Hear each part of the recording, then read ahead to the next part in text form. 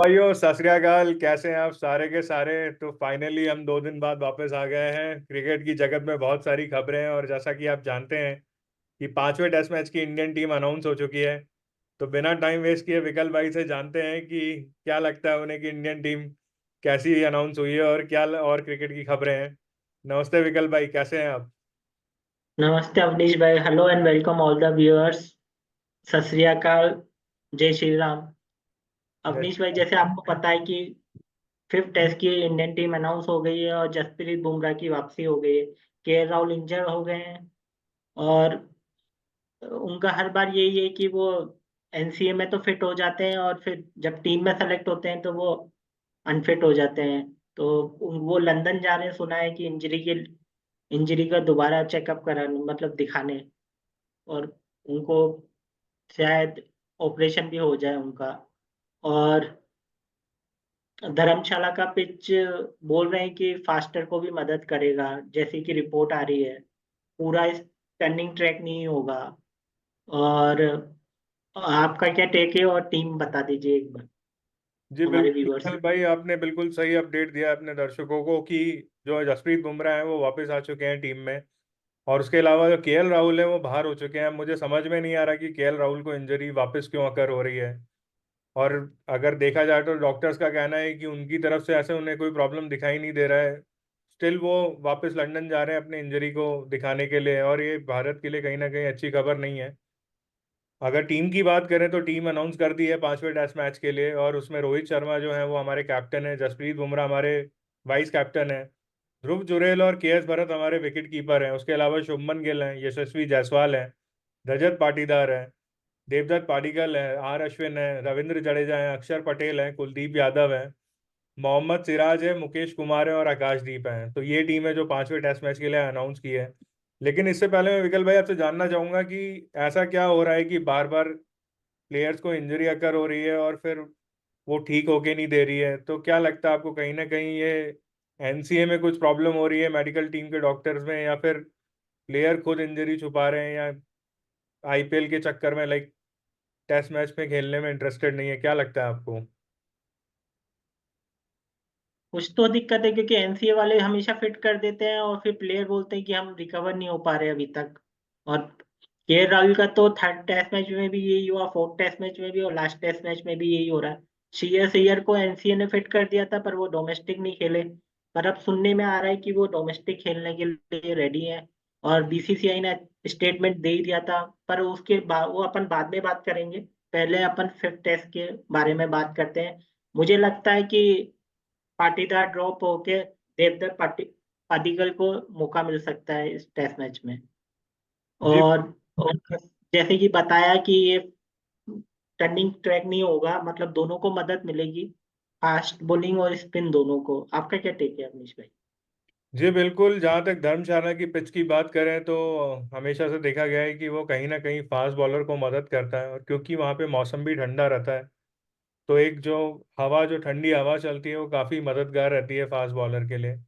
तो मुझे ऐसा लगता है कि 2 फास्ट बॉलर तो फिर से इंडिया खिलाएगा ही, और आकाशदीप ने जिस तरीके से परफॉर्म किया है तो काफ़ी अच्छा परफॉर्मेंस रहा है उनका। मुझे लगता है कि कहीं ना कहीं सेम ही टीम रहेगी, अपार्ट फ्रॉम हो सकता है कि देवदत्त पाटिकल आ जाए रजत पाटीदार की जगह, और जसप्रीत बुमराह मुझे ऐसा लगता है कि मोहम्मद सिराज की जगह शायद टीम में आए, क्योंकि आकाशदीप ने काफ़ी अच्छा परफॉर्मेंस दिया था। तो कहीं ना कहीं मुझे लगता है कि 2 चेंजेस के अलावा मुझे कोई ज़्यादा चेंज नहीं लग रहे हैं इंडियन टीम में।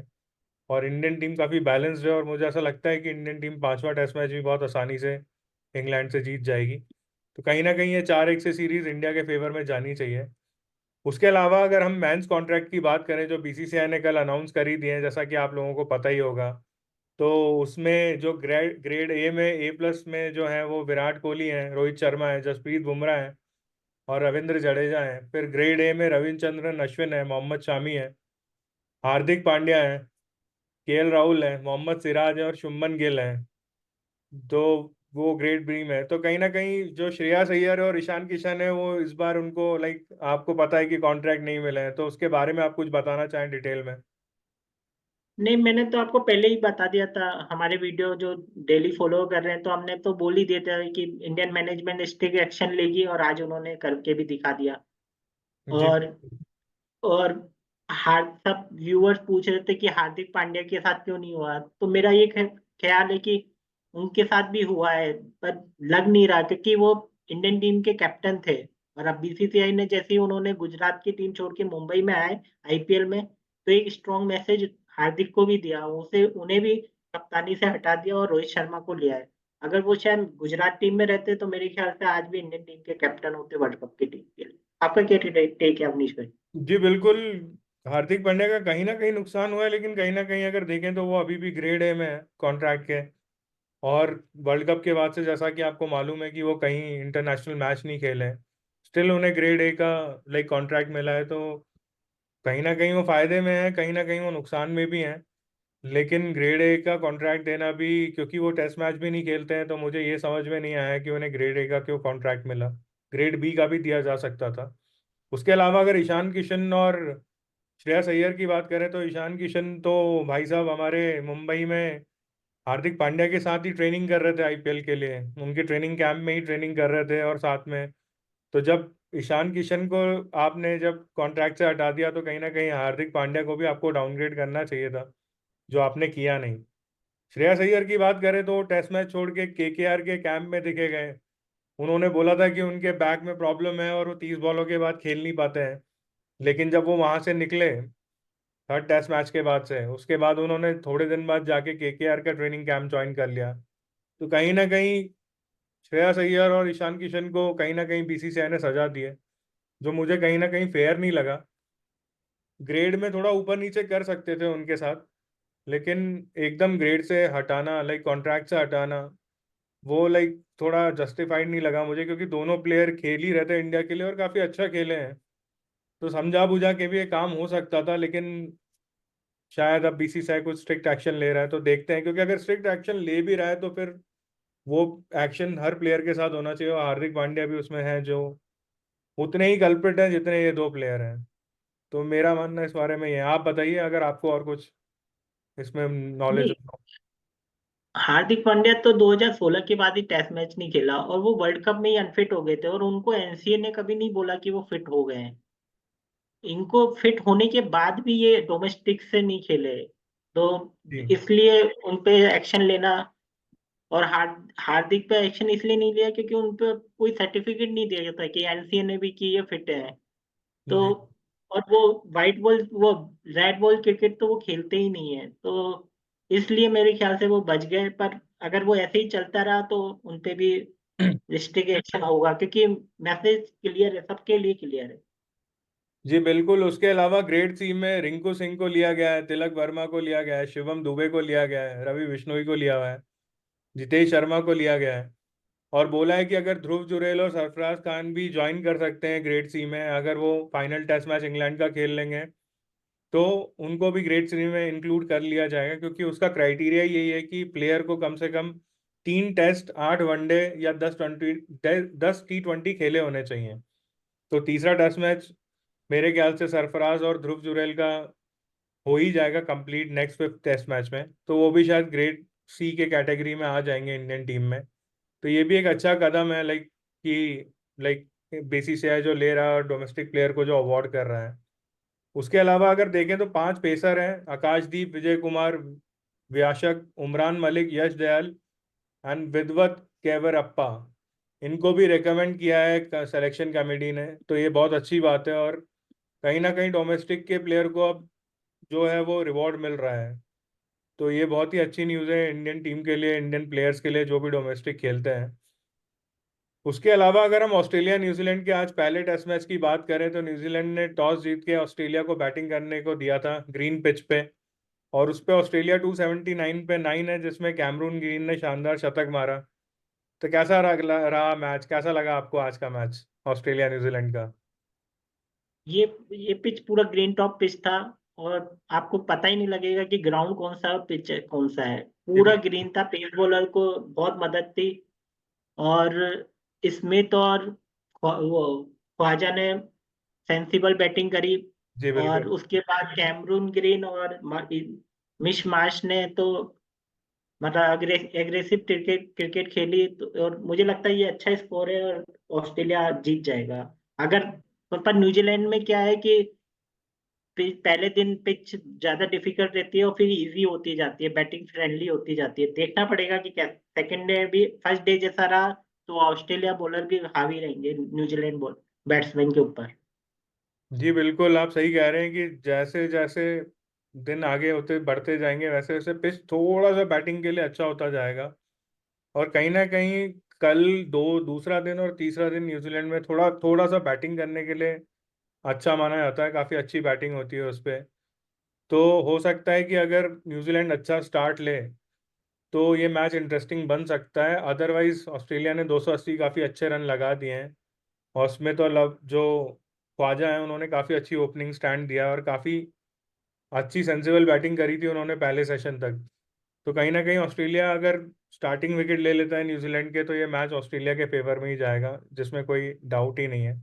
उसके अलावा अगर हम अफगानिस्तान और आयरलैंड के टेस्ट मैच की बात करें तो वो भी काफ़ी इंटरेस्टिंग मोड पे है। और आयरलैंड ने अफगानिस्तान के 153 रन्स के मुकाबले 263 रन्स बनाए पहली इनिंग में, और एक अच्छी खासी लीड ली है जो अभी भी चल रही है। और अफगानिस्तान अभी भी 23 रन से पीछे है। तो ये मैच आपको क्या लगता है कि अफगानिस्तान जीतने वाला है या आयरलैंड जीतेगा, क्या लग रहा है आपको? मुझे लग रहा है अफगानिस्तान कमबैक कर लेगा। ओके, बहुत बहुत ही बड़ी बात कह रहे हैं आप, क्योंकि अगर देखा जाए तो अभी इस मैच के जो ऑड्स हैं वो आयरलैंड के फेवर में है। तो अगर अफगानिस्तान यहाँ से कमबैक करता है तो ये बहुत ही बड़ी बात होगी, और उनके लिए भी काफ़ी एक अच्छा एक्सपीरियंस होगा कि वो एक टफ मैच में, हारे हुए मैच में अगर वो जीत हासिल करे तो बिल्कुल आप सही बात कह रहे हैं। उसके अलावा अगर हम पीएसएल पे चलें तो आज कराची किंग्स का क्वेटा ग्लैडिएटर से मैच है। तो आज क्या लगता है आपको, शान मसूद के लड़के सरफराज के लड़कों से फाइट कर पाएंगे कि नहीं कर पाएंगे? मैं क्वाटा के साथ जाना चाहूंगा।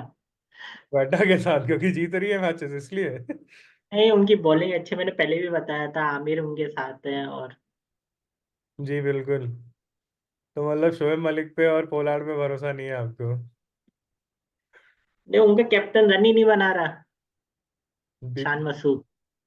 जी बिल्कुल, काफ़ी स्लो खेल रहे हैं वो। और कहीं ना कहीं उनको काफ़ी तेज बैटिंग करनी पड़ेगी, क्योंकि सारी वेटरन्स की टीम लग रही है। तो स्लो बैटिंग करके तो वो मैच जीत नहीं पाएंगे, तो उन्हें थोड़ा तेज खेलना ही पड़ेगा। उसके नहीं, उनके अलावा मिडिल ऑर्डर तो रन बना रहा है, पर उनका ओपनिंग पेयर रन ही नहीं बना रहा। कप्तान को तो खुद आगे होके रन बनाने पड़ेंगे। जी बिल्कुल। उसके अलावा अगर डब्ल्यूपीएल की बात करें तो आज बैंगलोर वुमेन्स का दिल्ली वुमेन्स के साथ मैच है। तो इसका भी प्रिडिक्शन दे दीजिए, कौन जीतने वाला है, बैंगलोर या दिल्ली? मैं दिल्ली के साथ जाऊंगा। दिल्ली, मैग लैंडिंग के साथ और शेफाली वर्मा के साथ जाने वाले हैं आप?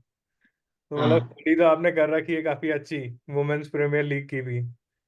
पर मुझे हाँ, तो लगता है कि आज बैंगलोर का दिन है, और कहीं ना कहीं आज बैंगलोर जो है वो दिल्ली को हराएगा, ऐसा मेरा फीलिंग है। बाकी देखेंगे कि कौन जीतता है। तो यही थी आज की न्यूज़ की, आज क्रिकेट की न्यूज़। और thank you so much for watching guys, and please subscribe करना, लाइक करना, शेयर करना, और प्लीज़ जितना ज़्यादा से ज़्यादा हो सके उतना हमारा चैनल को फैला दो यार, और शेयर करो जितना हो सके। विकल्प भाई, आप कुछ कहना चाहें तो? भाइयों बहनों, ज्यादा से ज्यादा सब्सक्राइब करो, लाइक करो, कमेंट करो और हमसे जुड़ने की कोशिश करो।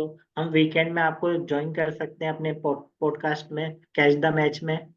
जी। और हमारा इंस्टाग्राम पेज भी फॉलो करो, उसमें हम सारी अपडेट देते हैं। और आपको जो भी हमें सजेशन देना है वो दे सकते हो। हमारा और इंस्टाग्राम पेज का अपने नाम है कैच द मैच, सेम जो चैनल का नाम है वही हमारे इंस्टाग्राम पेज का भी नाम है। आप कैच द मैच जाके फॉलो कर सकते हैं वहाँ पे इंस्टाग्राम पे। और जैसा कि विकल्प भाई ने कहा कि आप हमसे जुड़ सकते हैं, आप प्लीज़ हमें कमेंट करिए, और जब भी आप फ्री रहें आप हमारे साथ जुड़ सकते हैं और क्रिकेट के बारे में चर्चा कर सकते हैं। तो विकल्प भाई, जाने से पहले कुछ अगर आप कहना चाहें, कुछ शेर वेर, कोई लाइन जो बोलना चाहें आप? नहीं, ऐसा वो आपने कोई भी मूवी मूवी सजेस्ट कर सकते हो? बहुत व्यूअर पूछ रहे थे, अवनीश भाई बताएं कोई movie web series. Movie web series तो फाइटर, जैसा कि आपने कहा था, आप देख सकते हैं तेरी बातों में ऐसा उलझा जिया जो है, वो देख सकते हैं आप शाहिद कपूर की।